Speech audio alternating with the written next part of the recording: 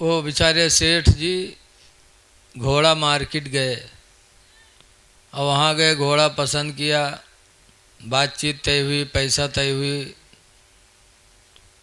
फिर सेठ जी जेब में हाथ डाले तो हाथ नीचे चला गया, देखा जेब कट गया, पैसा नदारत, तो सेठ जी की जहाँ सांस थी वहीं रुक गई। थोड़ी देर बाद जब सुकून मिला तो सेठ जी वापस आए, और वापस आए गांव पहुँचे तो इत्तेफाक से वही मौलवी मिल गए। मौलवी साहब ने सलाम किया, कहा सेठ जी घोड़ा लाए? तो सेठ जी कहते, हाँ मौलवी साहब, इंशाअल्लाह मैं घोड़ा मार्केट पहुँचा, इंशाअल्लाह घोड़ा भी देखा, इंशाअल्लाह घोड़ा पसंद भी आ गया, इंशाअल्लाह बातचीत तय हो गई, इंशाअल्लाह कीमत भी तय हो गई। फिर इंशाअल्लाह जेब में हाथ डाला तो इंशाअल्लाह हाथ नीचे चला गया।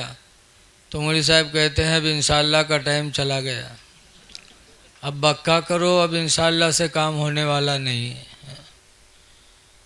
हर काम अल्लाह की मर्ज़ी पर छोड़ा करो, बग़ैर अल्लाह की चाहे कुछ नहीं हो सकता।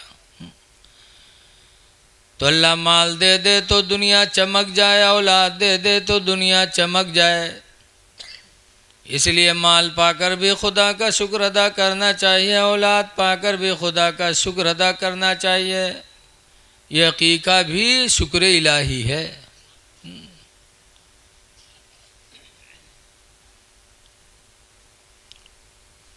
हदीस में लिखा है कि जिसको 3 चीज़ें मिल गईं उसको दुनिया नसीब हो गई। मकान, सवारी, बीवी। जिसको मकान अच्छा मिल गया, सवारी अच्छी मिल गई, बीवी अच्छी मिल गई, सरकार फरमाते हैं उसकी दुनिया चमक गई। तो माल और औलाद ये दुनिया की ज़िंदगी की जीनत हैं।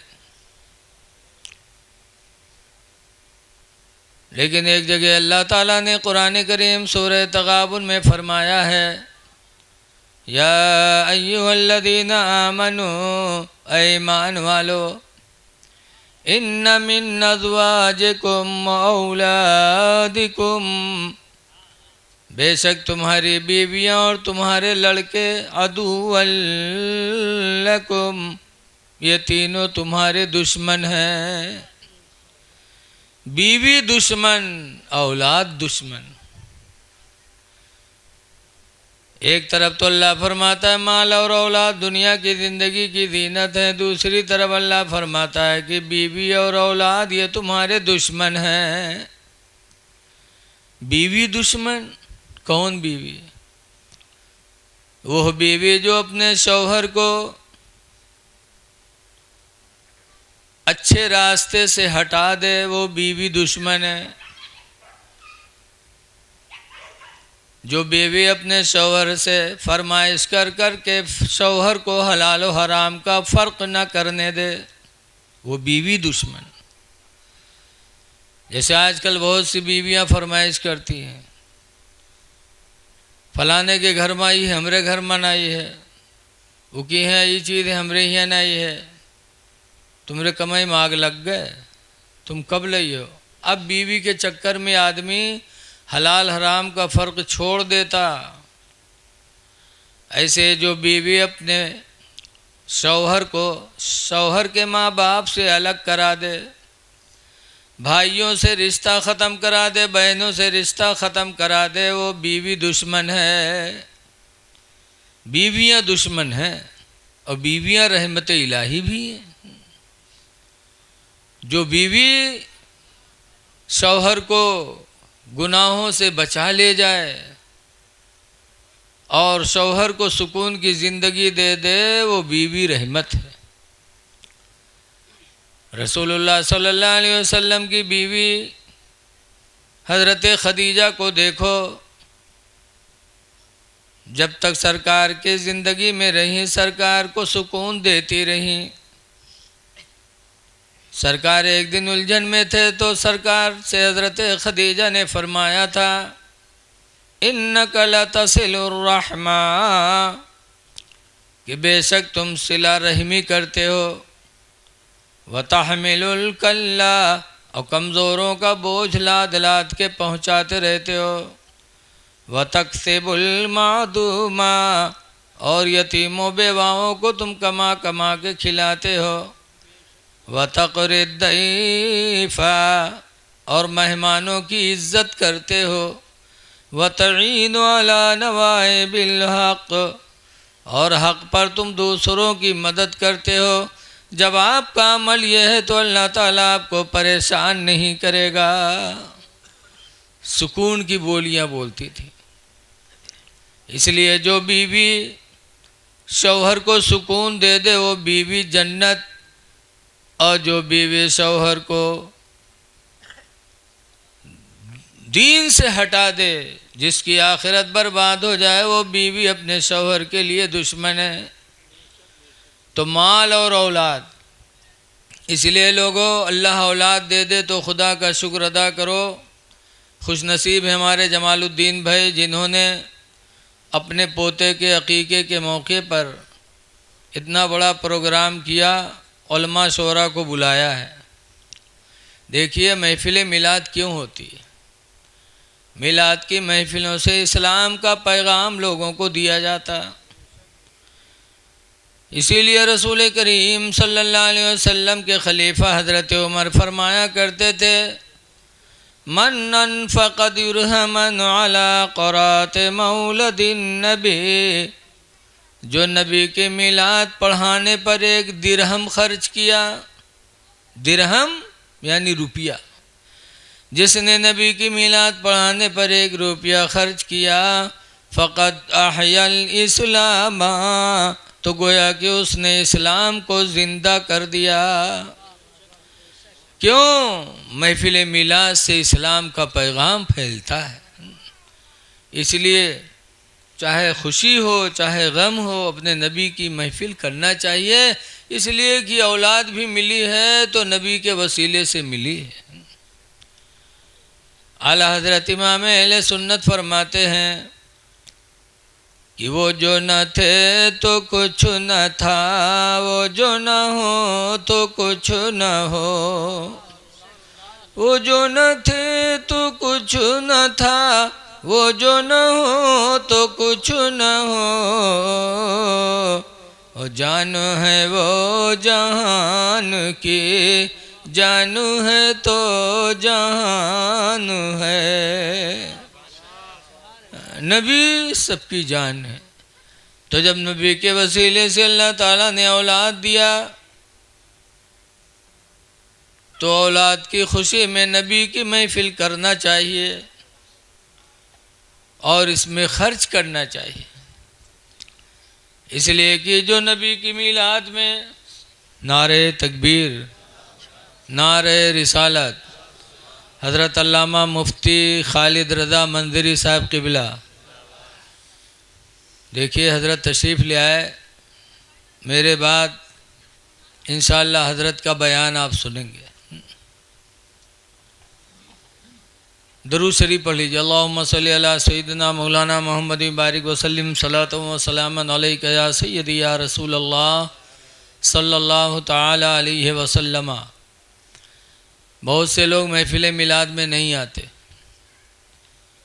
इसीलिए बूढ़े हो जाते, लेकिन उनको अपने दीन के बारे में पता नहीं रहता। एक जगह गया, एक साहब से पूछा, भैया तुम किसके उम्मती हो? तो कहा थे का मौलवी जाने, हमें नहीं पता। तो हम चुप हो गए। तो दूसरा आदमी चाय लेके आवा, हमका परेशान देखे तो कहे क्या बात हज़रत चाय पियो? तो हम कहे कैसा आदमी यार? हमने इससे पूछा किसके उम्मती हो? तो कहा थे मौलवी जाने। कहने रे हज़रत तू जाहिल है, उसके पीछे काहे पर चाय पियो? तुमको अच्छा तुम बताओ तुम की उम्मती हो? तो कहा तेरे चाय पियो, आपसे बाहर थोड़ो हन, चाय पियो। हमने कहा बताओ। ज़िंदगी गुजार देता है इंसान, लेकिन अपने इस्लाम की तारीख़ नहीं जानता। ये सारी बातें आपको महफ़िलों से मिलती हैं। तो औलाद दे तो औलाद की खुशी में इंसान अकीक़ा भी कराए और 2 रकात नमाज भी पढ़ ले शुक्राने की। हमारी माँ बहनें भी इसके शुक्रिया में शुक्राने की नमाज़ें पढ़ें, रोज़ा रख लें कि अल्लाह तूने औलाद दिया और औलाद को तूने ज़िंदा रखा, आज उसके अकीक़ा का मौका मिला है, अल्लाह तेरा शुक्र है। लेकिन ये सब करे के बजाय अगर पाए जी हैं ढोल तो गम कहीं है रात भर, रात भर गम कहीं है, और कुरान याद नहीं है, नमाज का तो कहें तहियात नहीं याद है मौलाना साहब।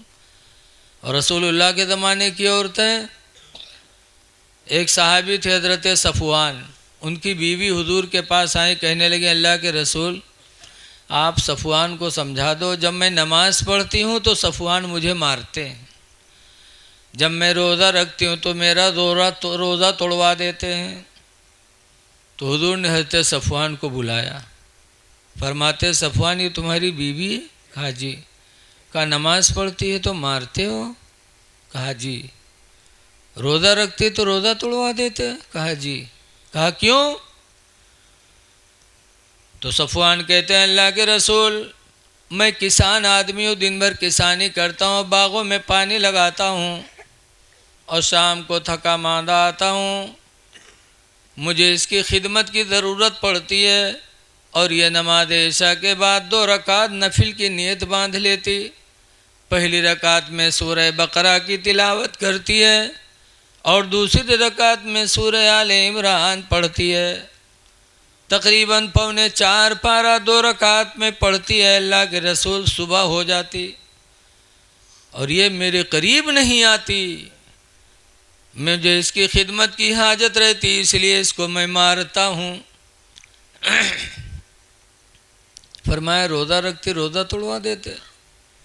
कहा अल्लाह के रसूल मैं जवान आदमी हूँ, दिन में मेहनत करता हूँ, दोपहर में घर आता हूँ, मुझे इसकी ज़रूरत पड़ती है, और ये साल में सिर्फ 5 दिन रोज़ा नहीं रखती, ईद बकरा ईद 11, 12, 13 दिलहिज 5 दिन के अलावा ये पूरे साल रोज़ा रखती है, हमेशा रोज़ा रहती है। मैं दिन में आता, दोपहर में मुझे इसकी ज़रूरत पड़ती है और ये रोज़ा से रहती, इसलिए इसका रोज़ा तोड़वाता हूँ।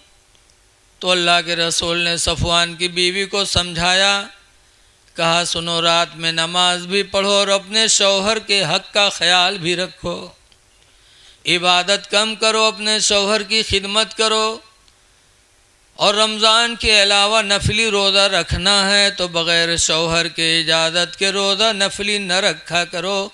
कोई औरत बग़ैर शौहर के इजाज़त के नफली रोज़ा नहीं रख सकते। क्या सरकार ने समझाया? हा? जब इतना समझाया सफ़वान की बीवी को, तो सफ़वान की बीवी पलट कर कहते हैं अल्लाह के रसूल ही फजर में सोते रहते, ये फजर नहीं पढ़ते? तो सरकार ने सफ़वान से फरमाया फजर में सो जाते? कह अल्लाह के रसूल मैं किसान आदमी हूँ, रात में देर हो जाती, खेती का काम करते करते सुबह आँख लग जाते तो मेरी आँख कभी नहीं खुल पाती। तो हुज़ूर फरमाते हैं जब बेदार हुआ करो तो वक्त रहे तो अदा पढ़ो, वक्त निकल जाए तो कदा पढ़ लिया करो। सरकार ने मलामत नहीं किया। अब आज अगर इमाम साहब की अक्को फजर छूट जाए तो वही दिन मुसल्ला छूट जाते हैं। गाँव भर कहते हैं अब इनका हटाए दो, बहुत चर्बी आएगी, इनकी आंखें नहीं खुलती। अब अल्लाह के रसूल से शिकायत हुई तो सफ़वान को कुछ डांटा नहीं, फरमाया हाँ आँख खुले तो वक्त हो तो पढ़ लो अदा, ना वक्त हो तो कदा कर लो। क्या मेरे नबी की तालीम थी। सरकार डांट कर कोई बात नहीं समझाते थे। इसीलिए एक सहाबी थे, नया इस्लाम लाए थे, ज़ुल्ख़ुवैसरा, लेकिन इस वाक़ये से हमारी माँ बहनें सबक हासिल करें कि मदीने मुनव्वरा और मक्का मुअज़्ज़मा की उस ज़माने की औरतें कैसी थीं कि पूरी रात नमाज में गुजार देती थीं। और आजकल की हमारी माँ बहनें नमाज के लिए को तो कहती हैं हमें नमाज के मसाइल नहीं याद हैं, हम अत्तहियात जानते नहीं हैं, अलहम्दुलिल्लाह जानते नहीं हैं, दुनिया की तारा सब याद है। ऐ मेरी माँ बहनों, कल क़यामत के दिन खुदा को क्या जवाब दोगी? नमाज तुम पर भी फ़र्ज है, मर्दों पर भी फ़र्ज है। आज तुम अपना घर का काम करने के लिए, अपने शौहर को राज़ी करने के लिए घर के सारे काम करती हो कि शौहर खुश हो जाए, और आखिरत की फ़िक्र नहीं है।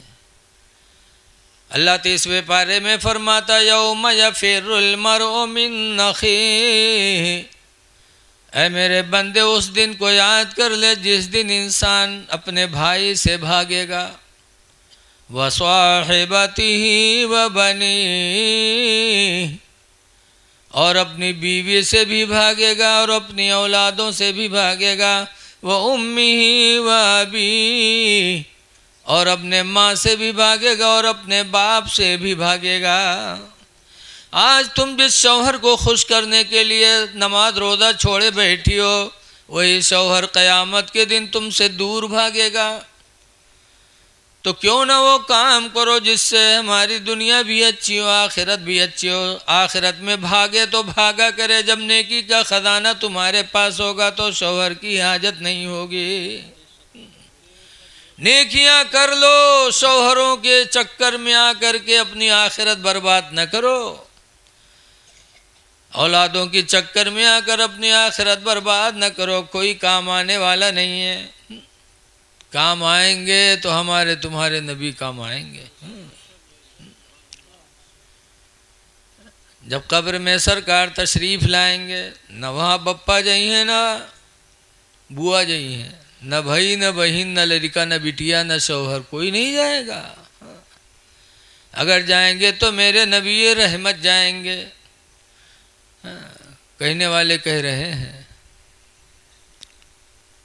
कब्र के बारे में, कब्र में लहराएंगे ताहशुर चश्मे नूर के, कब्र में लहराएंगे ताहशुर चश्मे नूर के, और जलवा फरमा होगी जब तलवात रसूलुल्लाह के, जलवा फरमा होगी जब तलवात रसूलुल्लाह के। लेकिन आज कब्र से लोग डरते नहीं हैं? बड़े ढीठ हो गए लोग। एक बुढ़वा रहा है, बीमार हुआ, मरे लाग तो के ले कोई कहीं अब्बा का हाल है, बुढ़वा कहते भैया रे हम बचबे ना, कहीं तब अब्बा, तो बुढ़वा कहते भैया रे जो हम मर जेबे ना तो हमरे कफन में पुरान कपड़ा दियो। यदि कोई कहीं अब्बा यूँ कहाँ वैसे कहते कि तुम हमका पाले जिया बड़ा की हो जवान की हो और मर जी हो तो हम लोग कफन में पुरान कपड़ा देवे। अब्बा गाँव वाले कहाँ कहीं हैं? तो बुढ़वा कहते गाँव वाले चक्कर में पड़ के सारे हमको फंसाए दे हो रे तुम लोग। इन कहा है अब्बा? तो कहते अरे पुरान कपड़ा में लपेट के रखो कब्र में, तो आगे जब फरिश्ते सवाल करे हैं देखिए कफन पुरान, तो ये तो बहुत पहले मर चुका है, कहीं हिसाब होएगा वही छोड़ो। तो छोड़ छाड़ चले जाई हैं और नवा कफन में लपेट के रखियो, जुड़ते जुड़ जाई हैं कि नहीं जुटी हैं रे बताओ। ऐसे ऐसे दलाल बुढ़वा परे हैं कि ज़िंदगी भर तो दलाली करवे कि मरे के बाद कब्रों में सोचे बैठे। लेकिन कब्र बड़ी कठिन जगह है, बहुत कठिन जगह है। आला हज़रत इमाम अहले सुन्नत फरमाते हैं कि खड़े हैं मुनकर नकीर सर पर, न कोई हामी न कोई यावर। खड़े हैं मुनकर नकीर सर पर, न कोई हामी न कोई यावर। अब बता दो आकर मेरे पैगंबर के सख्त मुश्किल जवाब में है। मुसलमान बन के जी लो। हज़रत खालिद इब्न वलीद रदी अल्लाह ताला अन्हु, जिनको इस्लाम में सैफुल्लाह का लक़ब मिला, अल्लाह की तलवार, जिस जंग में जाते थे जंग फतह होती थी, वो खालिद इब्न वलीद से एक दिन एक यहूदी मिला। पूछा आप कौन है? तो ये नहीं बताया मैं खालिद हूँ, बल्कि जब यहूदी ने पूछा आप कौन है तो खालिद इब्न वलीद कहते हैं अल्हम्दुलिल्लाह मैं मुसलमान हूँ। मुसलमान होने पर फख्र करते थे साहबा। और आज हम लोग दाढ़ी मूछ सब मिलाए के सब मुड़ाए दे हैं, काहे पर फख्र करोगे बताओ। बम्बई से आ रहा था मुहर्रम की तकरीर करके, पुष्पक ट्रेन में बैठे जैसे बीटी से छुट्टी तो आए गए ताड़ी बजावे वाले, गए हुई हो तो देखे हुई हो, जैसे ट्रेन चले थे हिजड़वा आ जाते, ताड़ी बजाए बजाए गाल में पर थप्पड़ मार मार पैसा वसूलत है। हमरे सामने 8-10 जवान बैठे रहे, उन्हों का है अपन ताड़ी बजाए बजाए सबसे पैसा लिहिन, हमसे नहीं बोले चले गए। जब हिजड़े चले गए तो वो सब कहते हैं हजरत आपसे नहीं मांगे। तो हम कहें जब अपने स्टाफ में उनके भला होएगा तो दूसरे स्टाफ में काहे घुसी हैं? जैसे हो वैसे तुम काहे दूसरे से बोले हैं? आज काहे पे तुम फख्र करोगे? खालिद इब्न वलीद कहते अल्हम्दुलिल्लाह मैं मुसलमान हूँ। तब यहूदी ने जेब से जहर की पुड़िया निकाली और निकालने के बाद कहा खालिद अगर मुसलमान हो तुम्हारा इस्लाम सच्चा है तो ये जहर खा के दिखाओ, अगर इस्लाम सच्चा होगा तो तुम पर यह जहर का असर नहीं पड़ेगा। छब्बा पूर्वक आदमी हो तो कहा अच्छा हमका चूतिया बनाओ तो है, हम जहर फाँक लिए। लेकिन वारे खालिद इब्न वलीद का ईमान, हज़रत खालिद इब्न वलीद ने फरमाया लाओ। यहूदी ने जहर की पुड़िया दिया, खालिद इब्न वलीद ने हाथ में लिया और फाँक गए। अब यहूदी खड़ा सोच रहा है कि अभी उल्टी होगी, अभी गिरेंगे, अभी खून बहेगा मुंह से, लेकिन खालिद इब्न वलीद के चेहरे पे कोई असर नहीं बल्कि वही रौनक बरकरार है। काफ़ी देर तक यहूदी खड़ा इंतज़ार करता रहा, जब खालिद इब्न वलीद पर जहर का असर नहीं पड़ा तब यहूदी कहता है खालिद खुदा की कसम आज मुझे यकीन हो गया कि इस्लाम सबसे सच्चा मज़हब है। मैं कलमा पढ़ता हूँ ला इलाहा इल्लल्लाह मुहम्मदुर रसूलुल्लाह। वो यहूदी कलमा पढ़ करके मुसलमान हो गया। वो सहाबा थे कि अपने इस्लाम पे नाज करते थे, मुसलमान होने पे उनको नाज था। ऐ लोगो तुम भी अपने आपको सोचो कि अल्लाह ने हमको तुमको मुसलमान बनाया तो उसका शुक्र अदा करो। एक बुजुर्ग थे, वो रोज़ाना 3 सजदा करते थे। नमाज तो पंजगाना पढ़ते थे, पंजगाना नमाज के अलावा 3 सजदा करते थे। पहला सजदा इस शुक्र में करते थे कि अल्लाह तेरा एहसान है कि तूने मुझे इंसान बना दिया, वरना अल्लाह को बिलैया बनाए दे, तब बंदर बनाए दे तो यार वार कुदती बीरवा से बीरवा। अल्लाह ने इंसान बना दिया। अच्छा ये बताओ कोई अपने लिए दुआ मांगे से कि अल्लाह हमका पैदा कही दो, जब रहीबे नहीं करो तो दुआ क्या करोगे?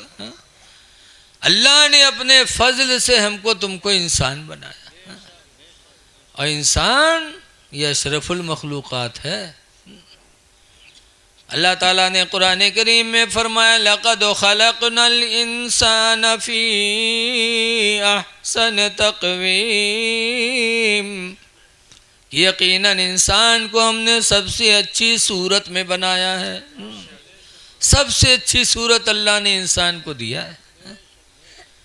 इसीलिए इस सूरत पे तमाचा मारना इस्लाम में नाजायज़ है। चेहरे पे कोई किसी को ना मारे, गुनाहगार होता है। शागिर्द गलती करे तो चेहरे पे न मारो, बीवी गलती करे तो बीवी के चेहरे पे न मारो। हदीस पाक में खलक़ल्लाहु आदम अला सूरतिही, कि अल्लाह ताला ने आदम की औलाद को अपनी सूरत पे बनाया। आदम को अपनी सूरत पे बनाया। अल्लाह सूरत से पाक है, लेकिन आदम की सूरत को अपनी सूरत की तरफ निस्बत करके इस सूरत को अल्लाह ताला ने अज़मत अता फरमा दी है, इसलिए चेहरे पे न मारो। तो बुजुर्ग सजदा करते थे, या अल्लाह तेरा शुक्र है कि तूने मुझे इंसान बना दिया। और दूसरा सजदा करते थे कि अल्लाह तेरा शुक्र है कि तूने मुझे इंसान बना करके मुसलमान बना दिया। क्या फख्र था बुजुर्गों को कि अल्लाह ने हमको इंसान बनाकर मुसलमान बना दिया। और तीसरा सजदा इस शुक्र में करते थे कि या अल्लाह तेरा शुक्र है कि इंसान बनाकर मुसलमान बना करके तूने उम्मत मोहम्मदिया में पैदा फरमा दिया। इस उम्मत में पैदा होने के लिए नबियों ने दुआ मांगी। मूसा अलैहिस्सलाम ने भी कहा था या अल्लाह काश तू मुझे उम्मत मोहम्मदिया में पैदा कर देता।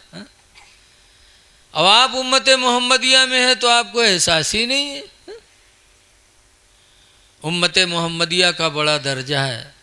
इसीलिए मेराज की रात में हुजूर ने जिब्रील से पूछा था, जिब्रील कोई ज़रूरत? कहाँ एक ज़रूरत है। कहा क्या? कहा आप जा रहे हो अल्लाह की बारगाह में तो मेरे लिए दुआ कर देना कि कल क़यामत के दिन आपकी उम्मत जब पुलसरात के ऊपर से गुजरे तो अल्लाह मुझे इजाज़त दे दे कि मैं अपने पैरों को आपकी उम्मत के पैरों के नीचे बिछा दूँ। अब आप सोचो तो ये उनके पर कत्ता बड़ा है, कत्ते लोग अटई हैं उमा। अरे वो पर छोटा पर थोड़ी था। आज पर सबसे बड़ा पर गिद्ध केर हुई। आप लोग तो गिद्ध देखबो न कि हुई जवान लड़के। अब गिद्ध अल्लाह जाने कहाँ चले गए सब।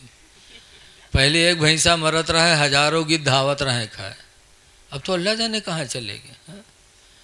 पर जिब्रील के एक पर की लंबाई चौड़ाई इतनी है जैसे ज़मीन और आसमान की दूरी। एक पर इतना चौड़ा। और इस तरह जिब्रील को अल्लाह ने 26,000 पर अता फरमाए। अजीब अल्लाह की मखलूक है वो।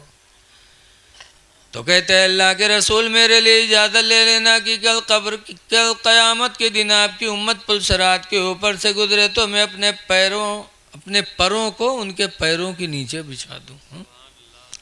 क्या हमारा तुम्हारा मर्तबा है और इन कदमों की बरकत क्या है।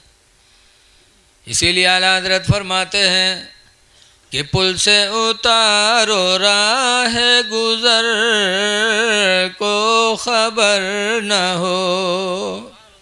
या रसूल अल्लाह पुल से उतारो राह गुज़र को खबर न हो। और जिब्रील पर बिछाए तो पर को खबर न हो। और कांटा मेरे जिगर से गमे रोज़गार का। क़यामत के दिन का कांटा। कांटा मेरे जिगर से गमे रोज़गार का। यूं खींच लीजिए कि जिगर को खबर न हो। आपके पैर के नीचे जिब्रील पर बिछे और इसी पैर से हम चलें शराब पीने के लिए। इसी पैर से हम जाएं किसी से ज़िना करने के लिए। इसी पैर से हम निकलें कहीं चोरी के लिए। यही पैरों से निकले हम किसी को कत्ल करने के लिए। ऐ लोगों अल्लाह ने पैर दिया है तो इस पैर की कदर करो। ये पैर निकले तो या तो अल्लाह की राह में निकलें या रिज़्क़ हलाल की तलाश में निकलें। निकलो घर से तो खुदा की राह में निकलो या रिज़्क़ हलाल की तलाश में निकलो। अल्लाह कुरान में फरमाता या अय्युहल्लज़ीना आमनू ईमान वालो इज़ा कुदियतिस सलाह जब नमाज तुम्हारी पूरी हो जाए फंतशिरू फिल अर्द तो ज़मीन के ऊपर फैलो वब्तगू मिन फज़लिल्लाह और अल्लाह की दी हुई रोज़ी को तलाश करो। हलाल रोज़ी तलाश करना ये भी इबादत है। तो पैर निकले तो हलाल रोज़ी की तलाश में निकलें या पैर निकले तो तुम्हारे मस्जिद की तरफ निकलें। मस्जिद की तरफ हदीस पाक में इस बागुल वज़ू या लल मुकारिही सख्त ठंडक में मुकम्मल वज़ू बनाना।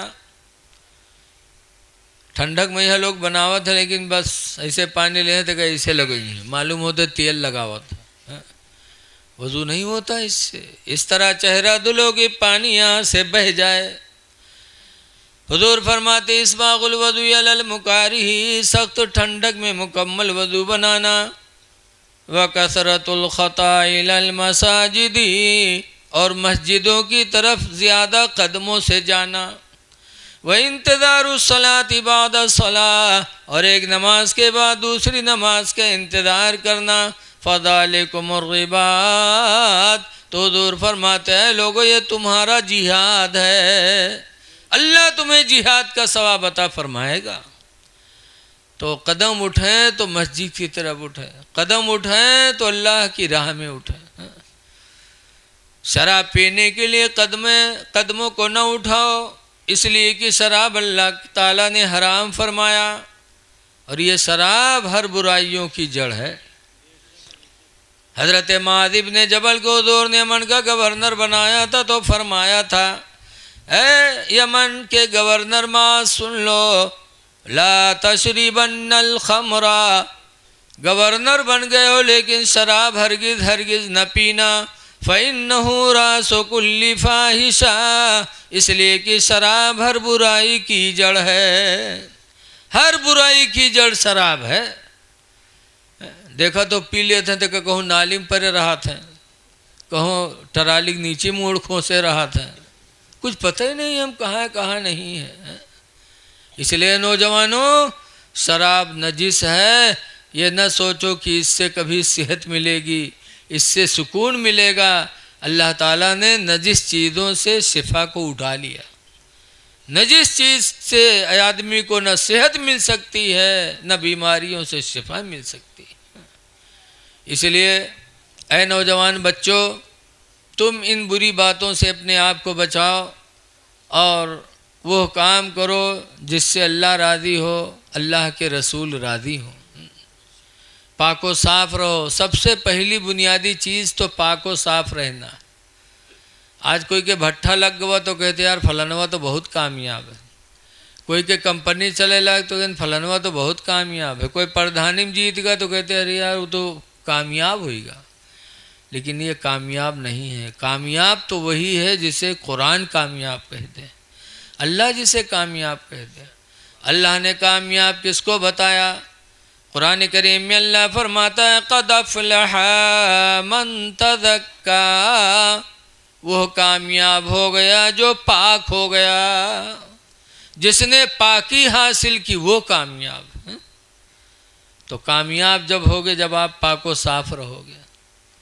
खड़े खड़े होकर पेशाब न करो, पेशाब करो तो पानी ज़रूर ले लो, इसलिए कि पेशाब से न बचना ये अज़ाब कब्र का सबब है।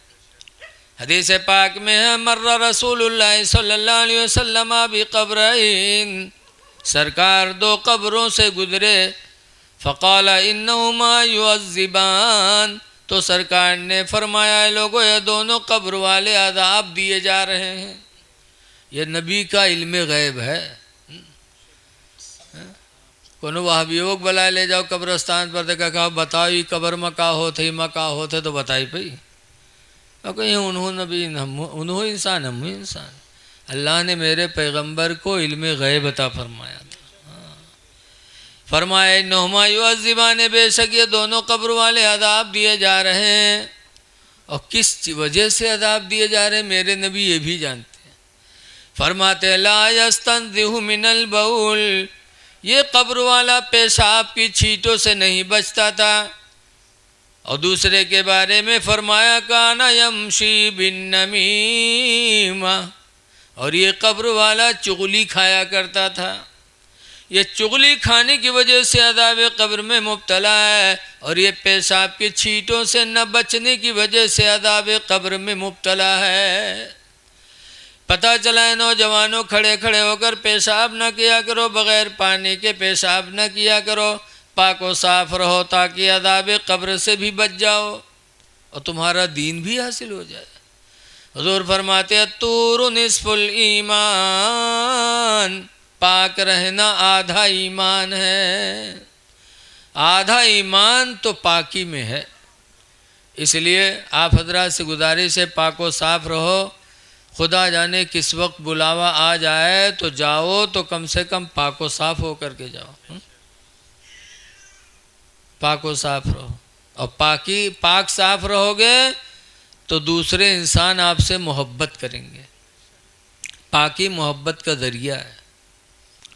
आज जो भी आदमी साफ़ सुथरा होता है, लड़का साफ़ सुथरा होता है, तो लोग उसके करीब बैठते हैं।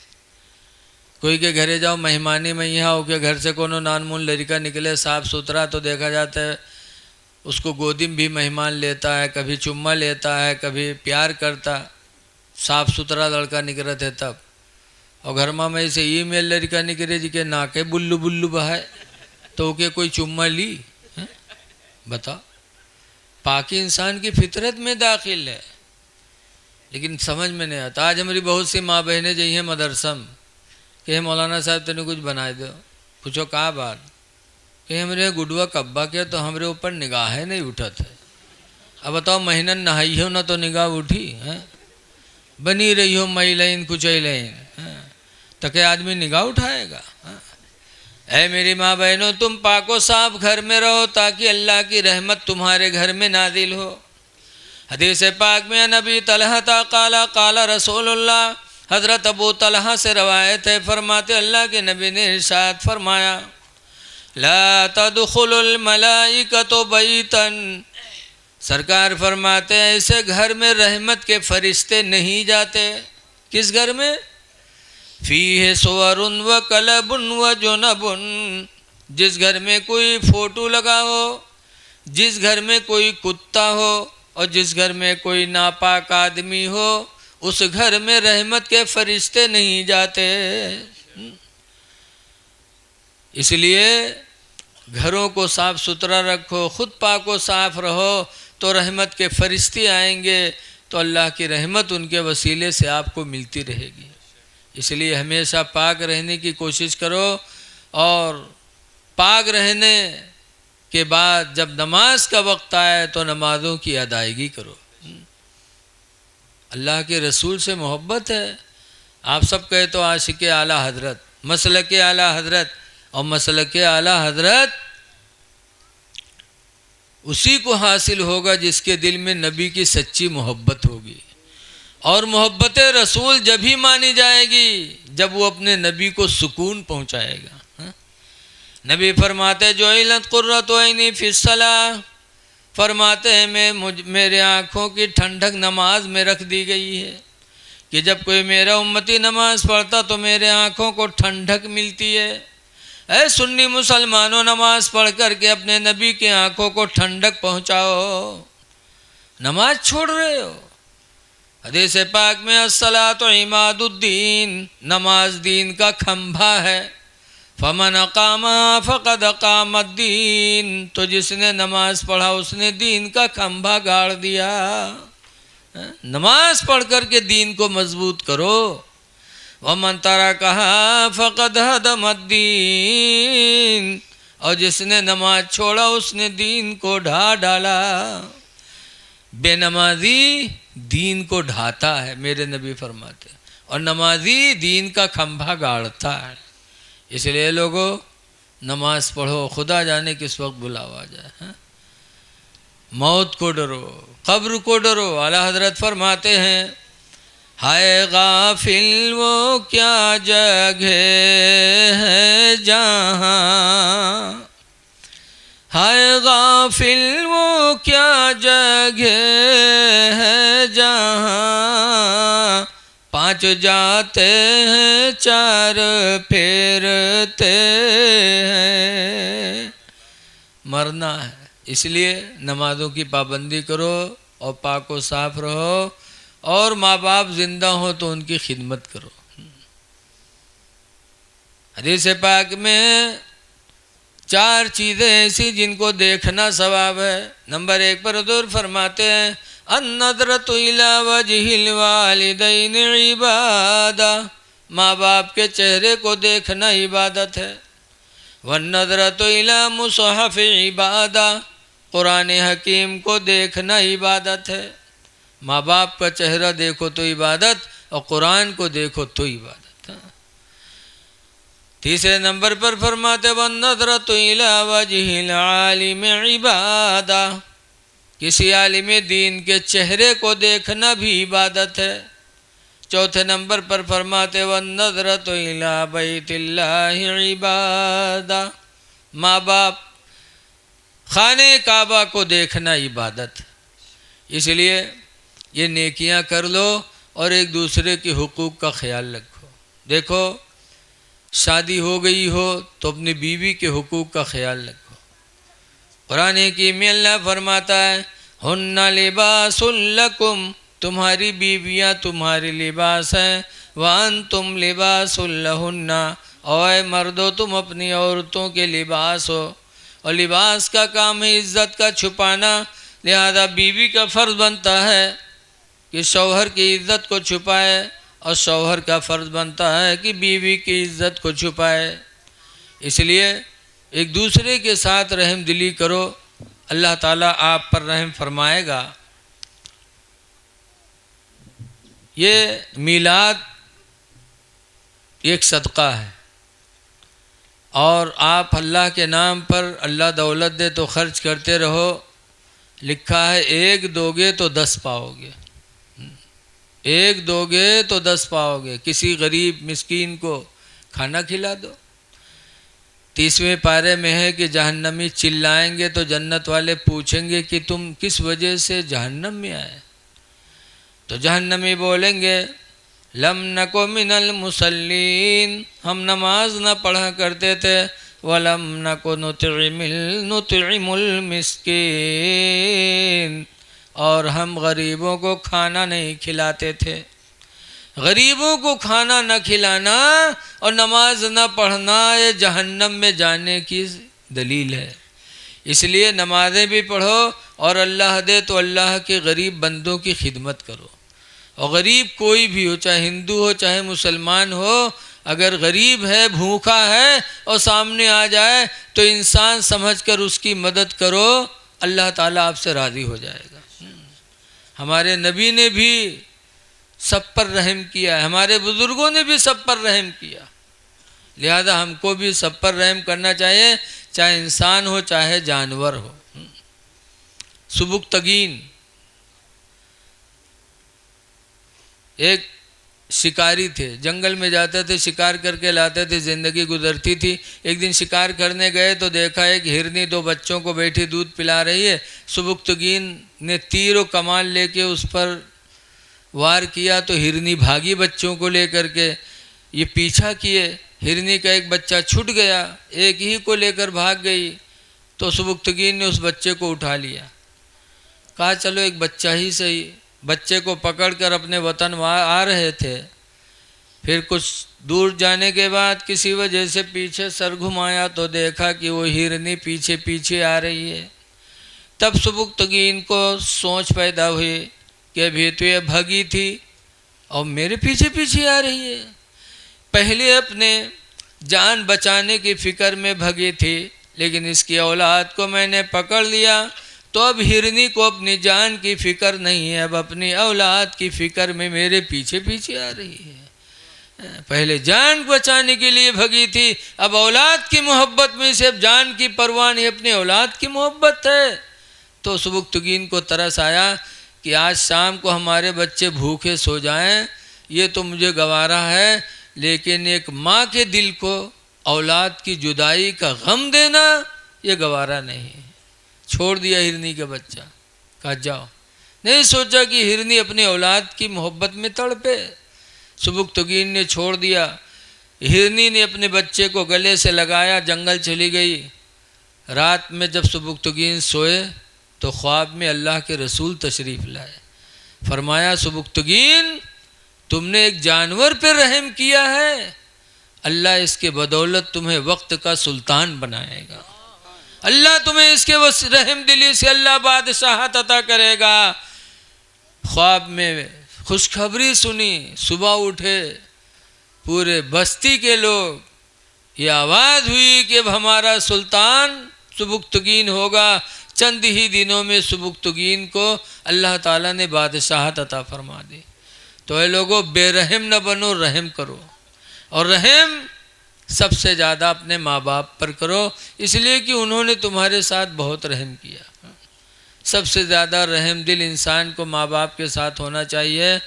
सबके साथ रहम करो, लेकिन माँ बाप ने तुम्हारे लिए क्या किया है आप सब जानते हो। अगर आप माँ बाप की खिदमत करके और इनके मुंह से दुआ हासिल कर लोगे तो मुश्किल से मुश्किल चीज़ आपके लिए आसान हो जाएगी। तारीखें बहुत हैं। बम्बई मखदूम माहिम शरीफ में मखदूम की मज़ार है।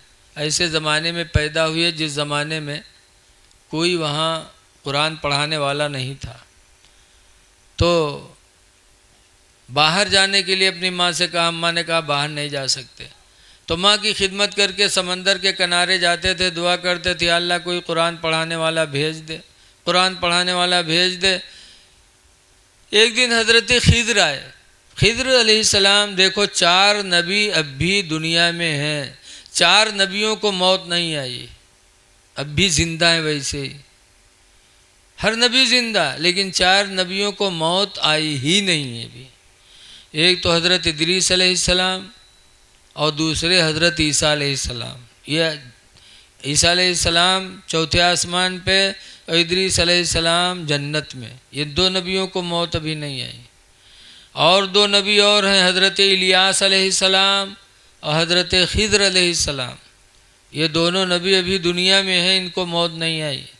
हज़रत इलियास के हुकूमत में खुश्की दी गई है कि खुश्की की हुकूम वो देखभाल करते हैं, और हज़रत खिज़र को तरी दरियाओं के लिए उनको सुपुर्द कर दिया गया। उन्हीं में से हज़रत खिज़र समंदर के किनारे पहुँचे। मखदूम से पूछा, बेटा रोज़ यहाँ आते हो? कहा आता हूँ, कोई कुरान पढ़ाने वाला नहीं, आता हूँ दुआ करता हूँ कि अल्लाह मुझे कोई कुरान पढ़ाने वाला दे दे। तो हज़रत खिज़र कहते हैं, सुनो, रोज़ाना तुम यहीं आना, हम तुमको कुरान पढ़ा दिया करेंगे, मेरा नाम खिज़र है, तुम्हारी दुआ की वजह से अल्लाह ने मुझे भेजा है, लेकिन ये राज की बात कहीं बताना नहीं। मखदूम शाम को घर गए, बड़ी खुशी सुबह जल्दी उठे, खुशी खुशी निकलने लगे। माँ ने कहा, बेटा आज बहुत खुश नज़र आ रहे हो, क्या बात है? कहा अम्मा एक राज की बात है, न पूछो। कहा राज की बात? मैंने पूछूं? क्या मखदूम मेरे अलावा दुनिया में तेरा कोई और करीबी है? मैं तेरी माँ हूँ, तू कहता राज की बात न पूछो, मुझसे नहीं बताएगा, किससे बताएगा? जब इस तरीके से माँ ने कहा तो मखदूम ने बता दिया कि अम्मा रोज़ाना समंदर के किनारे दुआ करता था, या अल्लाह कोई कुरान पढ़ाने वाला भेज दे, तो अल्लाह ने मेरी दुआ कबूल कर ली, हज़रत खिज़र को भेजा है, उन्होंने कहा रोज़ाना आना, हम तुमको कुरान पढ़ा दिया करेंगे। वो आते हैं पढ़ाने, कहा जा जाओ बेटा जल्दी जाओ। अब वहाँ गए तो पूरा दिन खड़े रहे, खिज़र अलैहिस्सलाम नहीं आए। शाम को वापस आए, मखदूम रोने लगे। कहा अम्मा वो नाराज़ हो गए, तुमने राज की बात पूछ लिया, उन्होंने मना किया था, तुमने पूछ लिया, मैंने बता दिया, वो नाराज़ हो गए, नहीं आएंगे, अब कुरान कैसे पढ़ूँगा? तो उनकी माँ ने कहा बेटा कोई बात नहीं, पाबंदी शागिर्द के ज़िम्मे, शागिर्द के ज़िम्मे पाबंदी की, रोज़ाना दरसगाह में जाए, उस्ताद के ज़िम्मे पाबंदी नहीं, उस्ताद को इख्तियार है, जब चाहे दरसगाह में बैठे, जब चाहे न बैठे, तुम्हारी पाबंदी है बेटा, जाओ कल जाना। दूसरे दिन गए, पूरा दिन इंतज़ार किया, खिज़र नहीं आए, फिर आए, रोने लगे। कहा अम्मा अब नहीं आएंगे, वो कैसे पढ़ूँगा? मखदूम की माँ कहती बेटा कोई बात नहीं, परसों जाना, कल जाना। फिर तीसरे दिन फिर गए, फिर पूरा दिन इंतज़ार करते रहे, खिज़र अलैहिस्सलाम नहीं आए। तब आए, मखदूम बहुत रोए। कहा अम्मा आपने गज़ब कर दिया, अगर तुम न पूछी होती तो खुदा की कसम में राज की बात नहीं बताती, वो नहीं आएंगे क्या करूँगा? माँ ने कहा बेटा कल जाना। चौथे दिन भी भेजा, उधर खिज़र को, उधर मखदूम को समंदर के किनारे भेजा, और इधर उनकी माँ ने वज़ू बना के 2 रकात नमाज पढ़ के दुआ मांगी कि अल्लाह अगर मेरे बेटे मखदूम ने मेरी मोहब्बत में राज की बात बता दिया तो तूने खिज़र को क्यों रोक लिया? या अल्लाह खिज़र को भेज दे, वरना बेटा मेरा मखदूम मेरा नाफरमान हो जाएगा, फिर कभी मेरी बात नहीं मानेगा, इलाही भेज दे। उनकी माँ ने इधर दुआ मांगी। उधर जब मखदूम समंदर के किनारे पहुँचे तो देखा हज़रत खिज़र पहले ही से खड़े इंतज़ार कर रहे हैं। गए, हज़रत खिज़र से सलाम किया। खिज़र मुस्कुरा के कहते बेटा मैंने मना किया था राज की बात न बताना, बता दिया। कहा हुजूर अगर माँ न होती तो खुदा की कसम मैं न बताता, लेकिन माँ की मोहब्बत में मैं मजबूर हो गया। तो खिद्र ने कहा था बेटा अगर तूने माँ की मोहब्बत में बताया है तो ये भी सुन ले कि तेरी माँ की दुआ खुदा ने कबूल भी कर ली है। आज अल्लाह ने मुझे भेजा है कि जाओ खिद्र तुम्हें रोज़ाना नहीं जाना है, आज जा कर के मखदूम को अपने सीने से लगा के हाफिज कुरान बना दो। खिद्र ने मखदूम माहिम को सीने से लगाया और पूरा कुरान सीने में उड़ेल दिया। खुशी खुशी आए, माँ के कदमों को बोसा दिया, कहा माँ मुबारक हो तुम्हारी दुआओं के तुफैल, आज खिद्र ने पूरा कुरान मेरे सीने में महफूज कर दिया। पता चला कि माँ बाप की दुआएं रंग लाती हैं। इसलिए लोगों माँ बाप को खुश रखो, इनके मुंह से कभी दुआ निकल गई तो दुनिया भी कामयाब आखिरत भी कामयाब। दुआ है कि अल्लाह ताला इस अकीक़े की महफिल को कबूल फरमाए और हमारे जमालुद्दीन भाई और आप सब की रोज़ी में अल्लाह खूब बरकत अता फरमाए। देखिए टाइम 11 बजने वाले हैं और ठंडक की रात है। अभी हमारे शायर साहब की नात होगी, हो सकता है फिर हज़रत की तकरीर होगी।